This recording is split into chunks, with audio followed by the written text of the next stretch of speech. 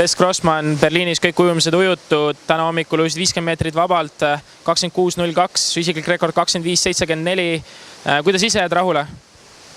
Ujumisega ei ole rahul, lootsin kindlasti rohkemat, aga ma ei saa öelda ka kindlat asja, mida ma valesti tegin, sest ma arvan, et vorm polnud see hetk õige.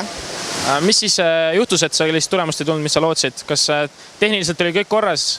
Tehniliselt oli kõik korras, ma arvan lihtsalt, et jõusaal sai liiga vara lõpetatud. Et minu jaoks on ikkagi vaja teha jõusaali pikemalt. Kuidas siin stardi ja veealus osaga rahule jääd? Ma ei ole veel videot näinud, aga endal tundus päris hea.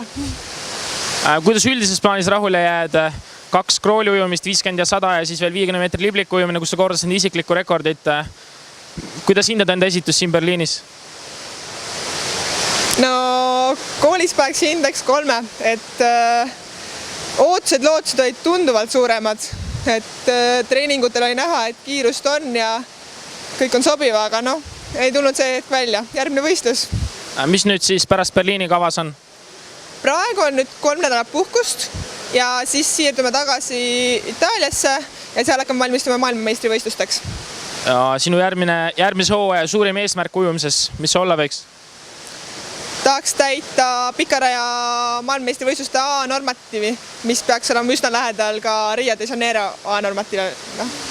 Kui ajaliselt rääkida, siis kui kiiresti tahab Tess Grossmann järgmine aasta 50 ja 100 meetrit krooli ujuda pikas basseinis? 50 võiks olla ikka 25.2, mis on kindlasti mul sees olemas ja 100 tahaks ujuda 55,5. Palju edu ja loodame, et nii läheb. Suur tänu!